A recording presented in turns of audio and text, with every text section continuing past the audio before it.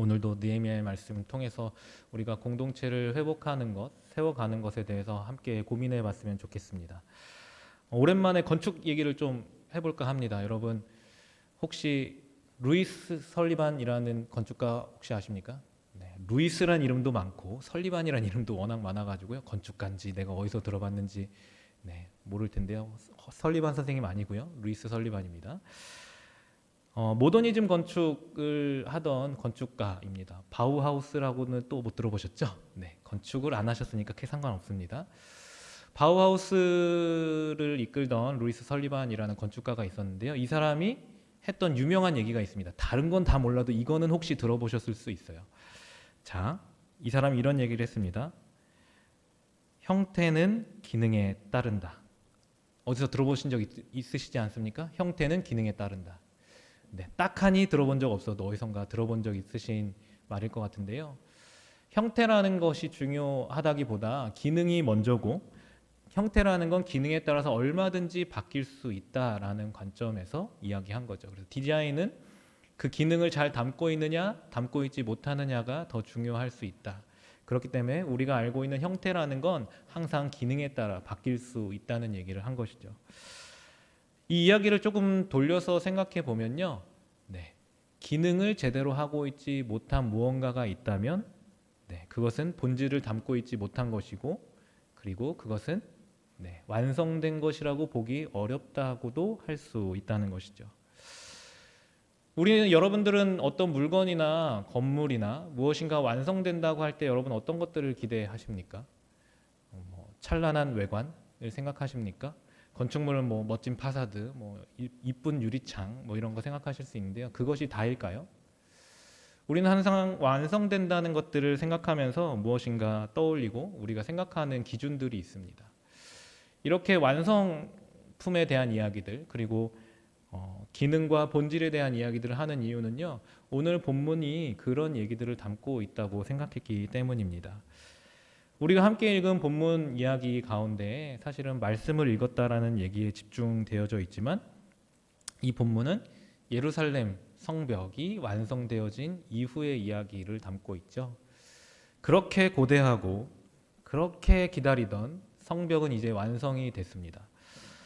성벽 공사가 이제 완전히 끝났죠. 앞선 6장 후반부에 보면요, 이미 성벽 공사가 끝났다고 딱 알려주고 있습니다.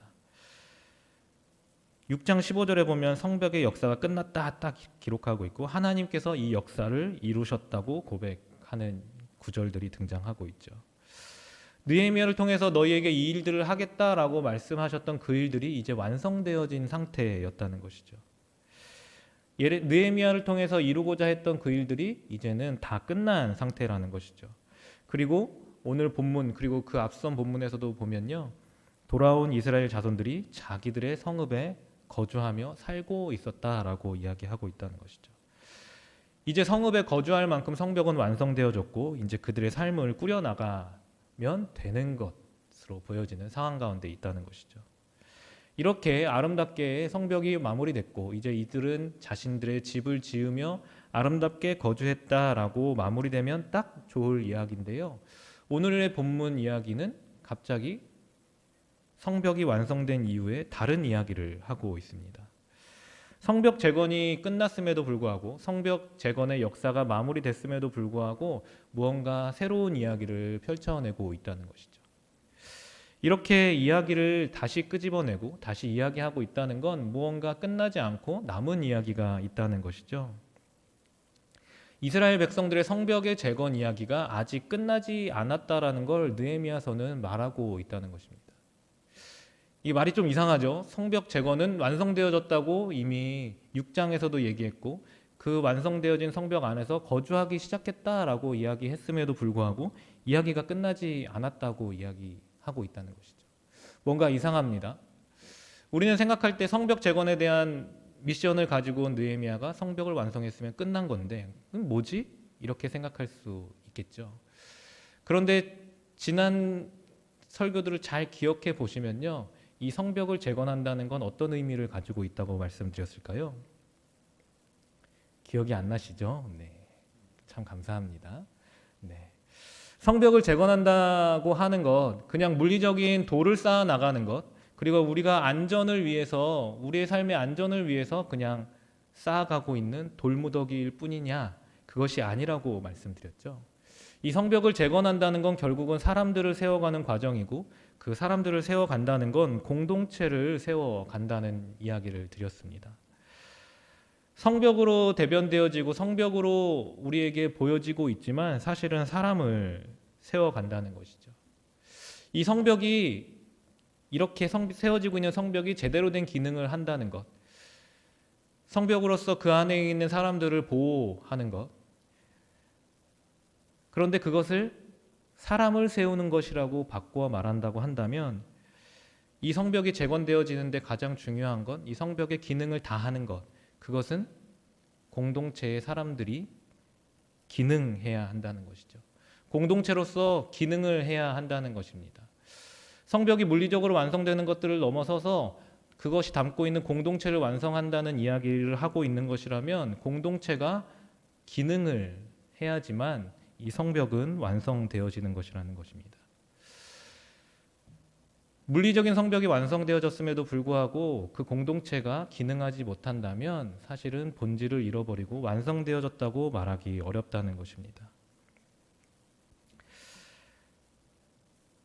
그래서 그 성벽의 완성을 위한 이야기들을 담고 있다고 보는데요. 그 성벽의 완성, 공동체를 세우는 완성이 무슨 이야기로 시작되어지고 있습니까? 하나님의 율법책, 모세의 율법책을 함께 듣고 있는 것으로 시작되어진다는 것이죠. 성벽이 완성되어지고 그것이 기능을 다하고 있는 것처럼 공동체의 기능을 다하는 것을 위해서 하나님의 말씀 이야기가 지금 등장하고 있다는 것이죠. 앞서 말씀드렸듯이 형태는 기능에 따른다라고 말씀드렸잖아요. 네, 꼭 맞는 건 아닙니다. 디자인을 할 때 또 다른 개념들이 있을 수 있지만 우리가 이것에 기반해서 생각한다면 껍데기를 만들었는데 그 안에 중요한 기능이 하나도 없다거나 중요하게 담겨져 있어야 할 게 하나도 담겨져 있지 않다면 그것은 완성품이라고 말할 수도 없고 아직 진행 중인 물건, 아직 완성되어져 가는 과정 가운데 있는 물건이라고 말할 수 있습니다. 결국은 완성품이라는 건 그 안에 무엇이 담겨져 있느냐가 굉장히 중요하고 그 안에 내용과 본질이 있느냐가 중요하다는 것이죠. 여러분 자동차 좋아하십니까? 네, 자동차 안 좋아하셔도 요즘 환경에 대한 관심이 굉장히 많으시잖아요. 그래서 친환경차에 대한 관심이 굉장히 많다는 거 여러분 알고 계시죠? 네, 그렇습니다. 그래서 많은 자동차 브랜드들이 친환경차 개발에 막 힘을 쏟고 돈을 투자하죠. 그리고 더 멀리 가고 더 빨리 가는 친환경차를 만들기 위해서 서로 경쟁합니다. 전기 자동차도 만들고 수소 자동차도 만들고, 그래서 이것은 기존 자동차 업체들뿐만 아니고 새로운 신생 업체들도 등장하고 전기차 업체들이 굉장히 큰 회사들이 많이 생겨나게 되죠. 여러분들도 들어보셨을 수 있는 테슬라. 테슬라는 아시죠? 테슬라, 리비안 이런 것들이 있습니다. 볼스타 이런 자동차들이 있는데요. 이 자동차들 이야기를 왜 하냐면요. 여러분 이 친환경 자동차 이야기를 막 꺼내다 보면 제2의 테슬라다라고 말했던 기업 여러 개 중에 한 군데가 있습니다. 관심이 없어서 잘 모르시겠지만 니콜라라는 트럭 회사 여러분 기억하십니까? 모르시죠? 네, 감사합니다. 수소 트럭을 만드는 회사입니다. 미국에. 그런데요, 그렇게 유명하지 않았던 회사가 GM이라는 미국의 전통적인 자동차 회사, 전통 있는 자동차 회사에서 엄청난 금액을 투자한다라는 소식이 나면서 이 회사 뭔가 있나 보다 이렇게 소문이 나면서 굉장히 유명해진 회사입니다. 그래서 주가도 급등하고 사람들이 막 관심을 가졌던 회사죠. 그런데 이 니콜라 수소 트럭 회사가요, 한 방에 거의 무너지다시피 하고 지금도 욕을 먹고 있는 상황을 맞이하게 됐습니다. 자신들이 만든 수소 자동차를 보여주겠다고 행사를 진행했죠. 자신들이 만들었던 프로토타입이다 이러면서 자동차 큰 트럭 하나를 가져다 놓고요, 막 우리가 이렇게 만들었고 이건 몇 킬로를 갈 수 있고 어떤 전기 자동차보다 몇 배, 몇 킬로미터를 더 갈 수 있고 이렇게 얘기했는데요. 그 행사 중에 그 자동차가 10cm도 움직이지 않았다는 것입니다. 프로토타입이라고 하니까 못 움직일 수 있겠다 생각하실 수 있겠지만 네, 보통 그래도 그 행사장까지 오는 동안에는 운전해서 오거든요. 그런데 이 차는 전혀 움직이지 않았고 아주 미세하게 움직인 것을 가지고 이 차가 이렇게 작동하는 걸 봤냐 이렇게 CEO가 난리를 피웠죠. 그런데 사람들이 그걸 가지고 의혹을 제기했습니다. 그들이 의혹을 제기하는 건 전혀 자동차가 움직이지 않았고 그 안에 준비되어 있는 것들도 아무것도 없었다라는 것입니다. 그 다음에도 한 두세 차례 다른 프로토타입의 자동차를 만들어냈는데요. 그때마다 행사를 했지만 그 자동차들도 시운전하는 모습은 보여주지 않았습니다. 그래서 결국은 계속해서 의혹 제기가 있다 보니까요. 그 CEO가 결국은 한 번 사과했습니다. 네, 자기들이 아직 그렇게 움직일 만한 자동차를 만들지 못했다. 한 번 사과를 했죠. 결국은 투자하겠다고 했던 GM 같은 회사들도 손절하고 다 등 돌리고 이 회사는 어디론가 아직 문을 닫진 않았지만 사람들이 관심을 갖지 않는 자동차 회사가 되어지고 있습니다. 이들의 문제는 무엇일까요? 수소로 움직이는 트럭. 지금까지 보지 못했던 그 자동차를 자신들이 보여주겠다 했지만 자신들이 말했던 그 자동차의 본질을 제대로 보여주지 못했다는 문제가 있었다는 것이죠. 그들은 외관은 보여주었지만 본질적으로 자동차가 수행해야 될 역할들을 보여주지 못하는 그냥 덩어리 하나만 가져다 놓고 행사를 했다는 것입니다. 이것처럼 외형이 완성되어졌다고 해서 그 모든 것이 다 끝났다라고 말할 수는 없다는 것입니다. 외형만 있으면, 외형만 잘 갖춰지면 완성되어진 것처럼 우리는 생각할 수 있지만 그렇지 않다는 것을 알 수 있다는 것이죠. 이스라엘 백성들도 어쩌면 이 성벽이 건축되어지는 게 완성되어졌습니다. 성벽은 다 올라갔고 자신들은 그 안에 거주하고 자신들의 집만 지으면 되는 상황이었는데요. 외형이 완성되어졌기 때문에 우리의 성벽 제거는 끝났다. 우리 공동체는 이제 세워질 것이다. 이렇게 말할 수 있는 상황 가운데 있었다는 것이죠. 그런데 이스라엘 백성들은 그렇게 하지 않았다는 것입니다. 자신들에게 자신들의 공동체를 세워가는 것, 진정한 성벽을 재건하는 완성이 그것에서 끝나지 않는 것을 그들은 알았다라는 것이죠. 그들이 하고 있는 완성을 위해서 마무리 짓기 위해서 하고 있는 행동이 무엇입니까? 하나님의 말씀, 모세의 율법 앞에 다시 한번 머무는 시간을 갖는 것입니다. 잘 보면 이게 어쩌면 하나님의 말씀이 선포되어지는 것에만 집중하다 보면 말씀이 선포될 수 있지, 하나님이 그렇게 선포할 수 있지 이렇게 말할 수 있지만 여기서 중요한 건 그들이 자발적으로 하나님의 말씀 앞에 머물고 있다는 것이죠. 오늘 제사장 에스라에게 모세의 율법책을 가져와 달라고 말한 게 누구입니까? 느헤미야였을까요? 한 개인입니까? 느헤미야 한 개인입니까? 아니면 어떤 말씀을 듣고자 하는 한 개인이었습니까? 아니죠. 오늘 본문을 시작하면서 정확하게 얘기하고 있습니다. 이스라엘 자손이라고 말하고 있습니다. 거주하면서 라고 얘기한 다음에 율법책을 가져오길 청하매. 주어는 이미 주어져 있습니다. 이스라엘 백성이란 주어가 주어져 있고 그들이 그 율법책을 가져와 달라고 말하고 있는 것이죠. 그들의 공동체 안에 자신들이 진짜 채워야 될 게 있다는 것을 기억하기 시작한 것입니다. 자신들의 삶을 꾸려나가고 완성되어진 성벽 안에 살아가는 것을 위해서 진짜 채워야 할 무언가가 있다는 걸 그들이 알아차렸다는 것이죠. 그것은 그들의 공동체를 세우고 그들의 공동체가 지켜나갈 수 있는 무언가의 지침, 자신들을 이끌어줄 무언가인데 그것이 자신들의 생각이나 자신들이 지켜왔던 신념이 아니고 하나님의 말씀임을 깨달았다는 것이죠. 그래서 자신들을 채울 수 있는 율법을 원하고 그 율법책을 자신들에게 들려달라고 말하고 있는 것이죠. 그것을 듣기 위해서 다 모여 앉아 있는 것입니다. 그 과정을 통해서 이스라엘 백성들이 무엇을 발견하게 되죠? 자신들에게 채워야 되는 것이 무엇인지 어떻게 알았을까요? 무엇인 것을 어떻게 알았을까요? 자신에게 들려진 그 말씀을 통해서 그들의 모습을 돌아보기 시작했다는 것입니다. 자신들 안에 하나님의 말씀이 가득해야 한다는 걸 기억하고 가져와 달라고 해서 듣고 있는 그 하나님의 말씀을 통해서 자신들의 모습을 발견하고 자신들의 모습을 회개하는 것들을 볼 수 있습니다. 자신들 안에 담아야 하는 것은 결국 하나님의 말씀을 통해서 본 진정한 자신의 모습, 자신들의 진정한 본질적인 모습들을 알아야 한다는 걸 이들이 깨달았다는 것이죠. 그래서 그 말씀이 선포되어지는 과정들을 통해서 어떻게 합니까? 자신들의 죄를 고백하고 자신들이 어떤 백성으로 살아가야 할지를 고백하고 자신들의 모습을 돌아보기 시작했다는 것이죠. 그렇게 하나님의 말씀이 선포되어져야지만 하나의 공동체를 세워가는데 꼭 필요한 자신들의 본질적인 모습들을 돌아보게 되어져 있다는 것이죠. 하나님의 공동체를 세워가는 과정 가운데, 그 성벽을 세워가는 과정 가운데 가장 중요한 건 하나님의 말씀으로 자신을 돌아보는 것입니다. 내가 어떠한 존재인지, 자신의 본질은 무엇인지 돌아볼 수 있어야 한다는 것입니다.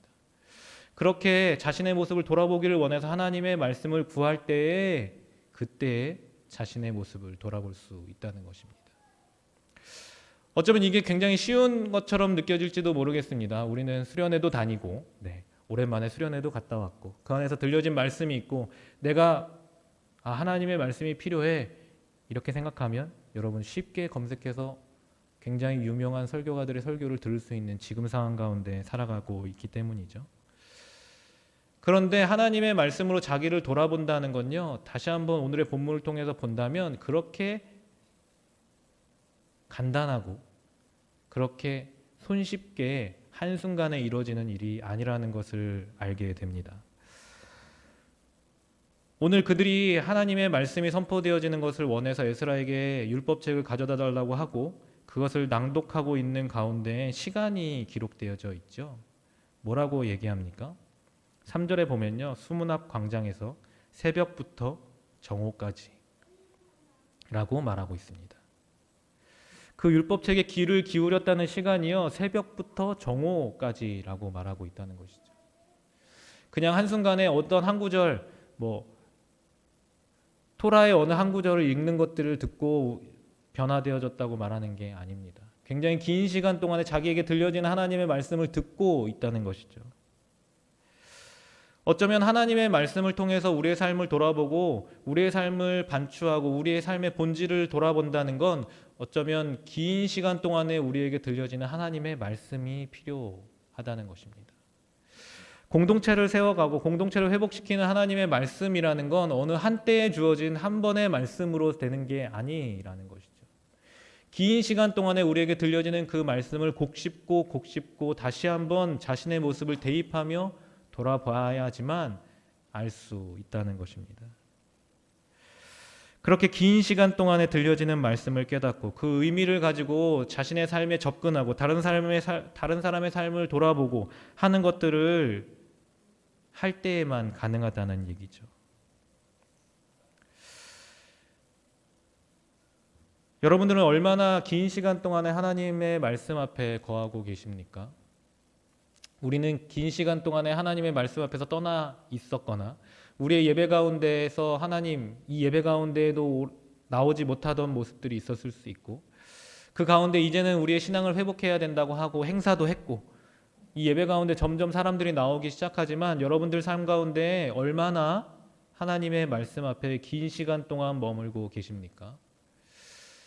우리가 회복되어져야 한다는 것 우리의 마음속에 우리의 생각 속에 가지고 있고 이 자리에 나와 있을 수 있습니다. 그곳으로 여러 사람이 모일 수 있고 많은 사람이 그 전보다 더 많은 사람들이 모일 수 있겠죠. 그리고 행사를 할 수 있고 함께 모여서 이야기를 나눌 수 있고 함께 얼굴을 마주 볼 수 있는데요. 진정한 공동체의 회복이라는 것 그것으로 완성되어지지 않는다는 것입니다. 긴 시간 동안에 하나님의 말씀 앞에 그 이전 동안 떠나있던 그 하나님의 말씀 앞에 긴 시간 동안 생각보다 오랜 시간 동안 머무는 게 필요하다는 것입니다. 여러분 우리 공동체의 회복을 이야기하고 있는 이때 여러분 하나님의 말씀 앞에 얼마나 머물고 계십니까?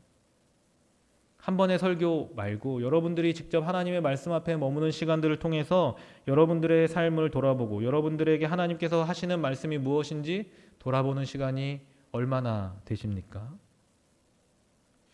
이스라엘 백성이 공동체를 세우는 것을 위해서 말씀 앞에 머물렀던 것처럼 우리도 공동체의 회복을 이야기한다면 우리가 그 하나님의 말씀 앞에 머무는 시간이 필요합니다. 우리가 같이 예배드리는 것들을 넘어서서 그리고 우리가 잠깐 모이는 이 시간을 넘어서서 우리의 각자의 삶의 현장 가운데에서 시간이 없다 말하는 게 아니고 내가 진짜 회복되어지길 원한다. 우리 공동체가 진짜 회복되어지길 원한다고 한다면 우리에게는 긴 시간 하나님 앞에 머무는 게 필요하다는 것입니다. 그렇게 할 때에만 그렇게 긴 시간 동안 우리의 모습을 돌아볼 수 있는 하나님의 말씀이 들려져야지만 우리의 진정한 모습, 하나님께서 우리에게 바라는 진정한 우리의 본질적인 모습을 깨달을 수 있다는 것이죠. 여러분 하나님의 말씀 앞에 거하길 원하십니까? 여러분 진정한 공동체 회복을 원하십니까? 그것을 위해서 여러분들의 시간에 꽤 많은 시간, 하루에 3분의 1이라도 내가 하고 있는 일이 있다 하더라도 시간을 만들어서라도 하나님 앞에, 하나님의 말씀 앞에 머물기로 결단하시겠습니까? 그렇게 할 때에만 우리가 그 가운데 말씀하시는 하나님이 우리에게 알려주시는 우리의 본질, 우리 공동체를 세워가는 것들의 본질이 무엇인지 깨달을 수 있고 하나님의 회복 가운데 우리가 거할 수 있을 줄 믿습니다. 바라옵기는 여기 함께 계신 모든 분들이 공동체 회복, 나의 신앙의 회복을 외치면서 그냥 말뿐 잠깐의 시간을 드리려고 하는 것이 아니라 나의 많은 시간을 주님께 드리고 그 말씀 앞에 머물기로 결단하는 저와 여러분이 되기를 소원합니다. 그렇게 결단하면서 함께 찬양하면서 기도하기를 원합니다.